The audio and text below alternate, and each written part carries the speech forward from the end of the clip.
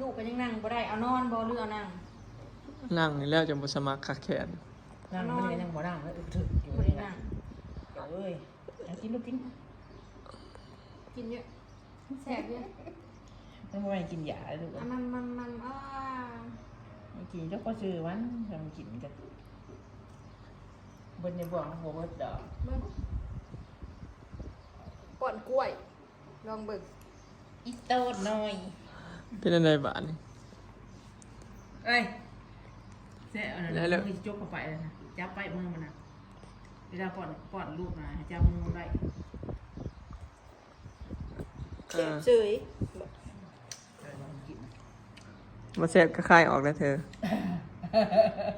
รู้จักส้มเด้อก็บ่ละเอียดอยู่กะเป็นอะไรเบิ่งน่ะจกปาก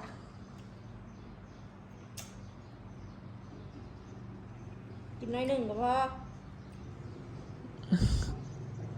กินบ่วงเดียวพอ ใครระบบความเบิดพอห่วง เจ็บเฉยกินพี่น้องลองป้อนบดกล้วยป้อนกล้วยสุกเนาะเบิ่งเคมอีกอ่ะ เอาเสียบซื้อบ่คือว่าเห็นยังหมูกินก็คือว่าอยากใช่ไหมลองป้อนมึงซะ น้อยหนึ่งเฮดเอฟซีเมนกับชงทามันพิดิตแล้วบอกว่าก่อนได้กล้วยกับมือมันต้มลงบนแต่ถ้ายังบ่มีเครื่องบดแม่ยังไม่มีเครื่องบด อ้อ ก็เลย จำ เนี่ย เป็นที่ในนั้นอยู่พอเอาบ่วง บริพอมาฉันบอก กินอย่างนั้นเนาะ เนี่ยซึ่งจะเลือได้กินละบาทเอง เด็กน้อยกินบัวลายเขาแค่กินดำบ่วงนี่แหล้วบ่วงสองบ่วง ยังไงกินนะลูก นะ ลูกร้อยยังไง ไอ้ กิน ลองก้อนเบิ่งแล้วกิน กินบ่แสดงว่าแซ่บเลย เพราะว่าถ้าต้องป้อนก่อนนมเนาะ แม่น ไอ้เป็นหิวแห้งเลยได้กินนมน้อยหนึ่งเดี๋ยวจะมากินอันนี้มันก็เบิดน้อยหนึ่งกินแต่ว่าต้องป้อนที่ละหนึ่ง เฮ้ย ลูกได้ที่นั่งได้นะจึงนั่งโต๊ะกินข้าวเนาะนั่งยังนั่งไม่ได้ ถ้าที่ตรวจไปเบิดหมดแล้ว จะเอี่ยมเอาจะเอี่ยมในคอแนวนี้เนาะลูก เอาไปให้แม่ ก็กินข้าวแซ่บบ่ เปื่อนเบิดแล้ว แซ่บเลยบ่ฝุ่น เบิ่งเอาจ้าแม่ แซ่บบ่ เสพเบิดหั่นมาบินมาไหม เช็ดปากให้แม่เช็ดปากให้ โอ้ยโดย เสียไปอาบน้ำเลย เออ ไปอาบน้ำ เป็นอะไรแซ่บบ่กล้วย อีกหน่อยหนึ่งอ่ะ แซ่บบ่กล้วยเอ้า อาบน้ำ แนม ก่อนกล้วยน้ำว่าโอ้โหนางโอโชว์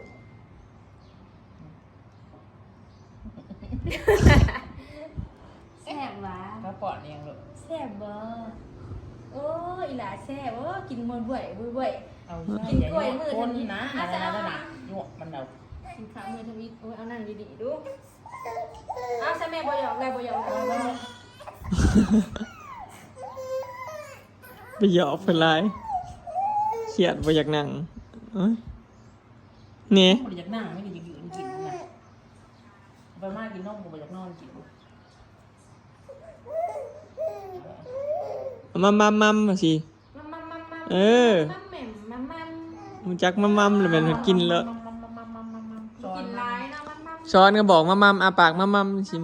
เด็กหน่อยก็เคยแหละ อ่ะเจ็บบ่ มัมอ่ะมั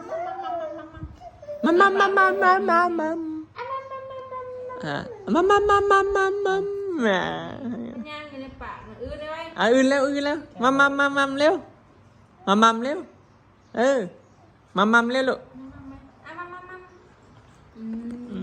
อ่ะมัม มัมพอแล้ว ตอนเก้า กินอยู่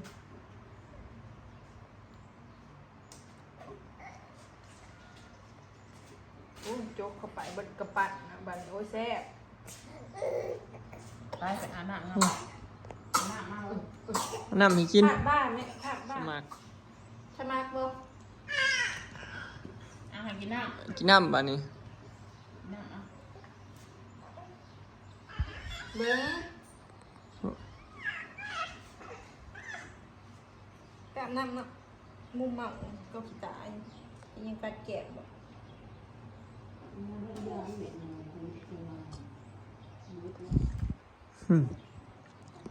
กินน้ำกินกล้วยอยากกินกล้วยบ่อยากกินข้าวแล้วบ่นี่5 เดือนกล้วยมันกินน้ำ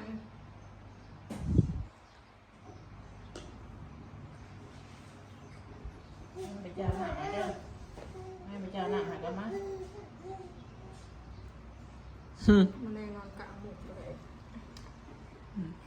สรุปกินแล้วพี่น้อง อาจารย์ ลองมันครั้งแรก หนึ่งพอ อุ้ยตีนอู้ตื่นหรือบ้าตื่นหรือบ้านี่บ้าเบิ้งขาสิสุดแล้วเด็ก5 เดือนกลัวบ่อีนางตื่นแต่ดนแล้วบ่อีแม่คือบ่เห็นบ่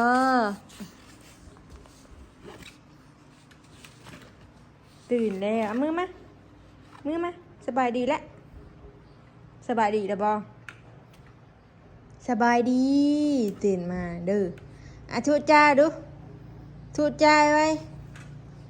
สบายดีสรุปนบเฮ็ดอะไรแม่บอกนบนะนบทูจ้าผู้ตีนจ้ะโอ้ยตื่นเลยตื่นไว้แท้ฮ้อนบ่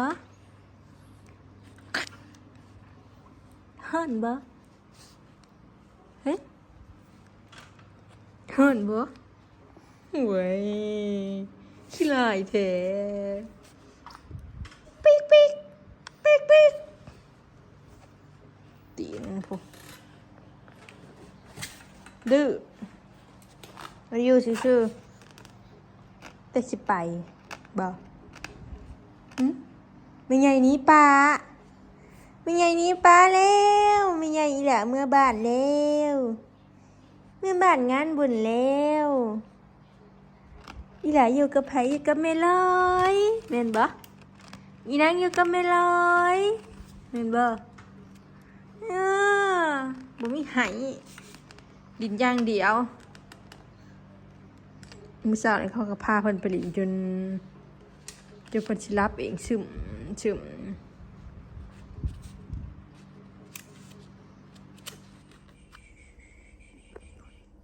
รีดไข่แล้วพี่น้องสงสัยเป็นย้อนอากาศเปลี่ยนฝนตกนี่แหละเนาะตะกะบาบเล็กน้อยงามไข่กันนั่นนี่แหละเนาะ ชิได้อุ้มกันไว้เมื่อคืนเลยตั้งใจสิไปหาเห็ด จะสิได้ไปหรือบ่เด้อยันคุมตาโน ไข่ตะเวนผู้หักตัว บ่ได้ไข่แห้ง มันหักกระลืมไข่ ฮักกะขี้งุมเขาเห็นไวได้อพี่น้องก็เลยให้กินยาเนาะแล้วก็เอาแผ่นแปะ ไข่แต่เมื่อคืนนี่โอ้โห แม่นเริ่มสิไข่แต่เมื่อคืน ป นะ ก พวกมัน ตินะคันหิวนมเราสิดูดมืออันนี้บ่มีดูดกินน้ำก็น้อยห่อนปากห่อนหน้าอยู่นี่นะเบิ่งกินนมชงอ่อนหนึ่งปกติสิกินนมหลาย ถ้าเพิ่นไข่ในเพิ่นสิมักนั่นนี่แหละพี่น้องให้แม่อุ้ม เบิดคืนแล้วแม่นะพี่น้องเลยผลุไข่ย่ามให้แล้วโอ้ยอากาศมันเปลี่ยนเนาะ ห้อยบาดฮ้อนบาดหนาว ค เฮ้ย นหน่อยหนึงเราจะไม่ให้ถึงอายคนนะ เมื่อวานนี้ฮ้อนแฮงเมื่อวานมื้อซื่นนี่มันฮ้อนแฮงพี่น้องเห็นบ่แล้วพอฮ้อนแล้ววัดมามื้อนี้ฝนตก อากาศเปลี่ยนไปเปลี่ยนมาสำคัญแท้ๆ สิได้ซื้อเตียงใหม่พี่น้องเอ้ยสิได้ซื้อเตียงบ่ซื้อบ่ได้ย่ามพ่นนั่นแบบบ่นอนพื้นนี่แมงกับคากับขี้เข็บหน่อยจักมาได้ใส่ ยันใหม่ๆมีหยังซื้อเตียงใหม่ซื้อเตียงมาให้ลูกนอน จัมาได้ใส่บ่ขึ้นไปนอนที่นอนแบบบ่นอน มันบ่มื่นเด้มันผิกบ่ได้มันคือได้กอดกันไว้กันสิเลยแย่บ่ถ่ายอีกแล้วลูกอ่ะ ชบจนเบอร์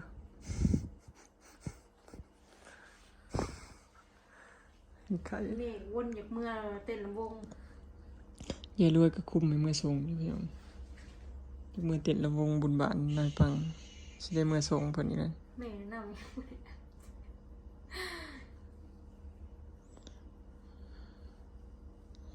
มีรอยเพิ่นก็นำ อ ไป ยาก ได้แล้ว บ่อยากให้กินเนาะจะเฮ็ดจังไดมันหลีกเลี่ยงบ่ได้เนาะพี่น้อง มันจำเป็นเนาะ มัน กินไก่เลยจ้าเศร้ากิน เช้าไว้ลูกเลิกเย็นอยู่ มันเศร้ากินมันก็ฮ้อนอีก บอยฮักเอายาให้กิน2 เทื่อพี่น้องอันช่วงหัวแรงพุ่นละตั้งแต่4 โมง เจ็บตัว 3-4 โมงนี่ล่ะบอยให้ เปิด กิน พัดลมใส่บ่พัดลมน้อยเปิดเจ็บ เป็นหยังฮอด บ่อยากเปิดเอง ค่อยปรับลงชุดขึ้นชุดเลยพัดลมก็บ่มีใช่ เปิด30แล้วเองก็ได้ อากาศมันเย็นอยู่เนาะ บ่อุ้มบ่ได้เพิ่นนอนพุสนิทนอนบ่ได้ อยากอยู่คิงแม่ แค่แม่อุ้มก่อน อืมเวลาหลับเฮิงๆเวลาจังนั้นหลับเฮิงๆจะเอานอนอยู่พี่น้องแต่เพิ่นใครแต่แบบบ่ค่อยให้ปานใดคันเฮาอุ้มไว้แล้วบ่ให้คันเฮาปลงลงเนี่ยให้นี่แม่เพิ่นได้สิเมื่อยพี่น้องบ่ค่อยได้นอน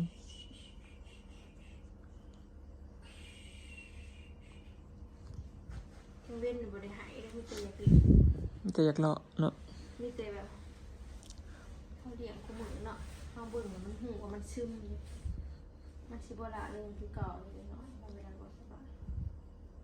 สิแบบว่าเล่นน้อยหนึงแล้วก็แอบหันนะปกติเพิ่นบ่แม่นเป็นคนแบบละเริงเด้มันเป็นคนแบบบ่ให้เลยหันนะพี่น้องเบิ่งบ่ยากเลย เป็นคนอารมณ์ดี ก็เลยสังเกตง่ายว่าใคร คืนนะพี่น้องเอ้ยกอดกันน้ำอุ้มเอากันนอนนั่น รอบก่อนไปฉีดวัคซีนมาแล้วก็เปิดคืน อู้ไข่แห้งเลยไม่ได้อู้ คันอุ้มแล้วก็เห็นว่าคันอุ้มแล้วก็นอนหลับเฉยเพิ่น ถ้าไว้ลูกไข่ก็แล้วลูกคอยกำลังกระตุก กำลังอันอ้วนขึ้นกำลังกระโตกจมขึ้น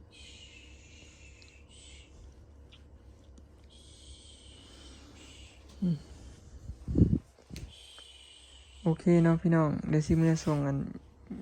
อีเมลก่อนเพิ่นอยากลงเมื่อเบิ่งหมอลำเพิ่นได้หาวขนาดเนาะคลิปนี้ก็สิได้ขอเก็บภาพบรรยากาศส่ำนี้เด้อเนาะฝากเป็นกำลังใจให้อลิสกับแม่อลิสเด้อพี่น้องเนาะลูกไข่อีกแล้วเนาะไปแล้วสบายดีจักสิได้ไปหาเฮ็ดหรือบ่เด้อพี่น้องมื้ออื่นเนาะรอลุ้นนำบอยชาวร้อยคันบ่เมื่อยก็สิได้ไปเนาะ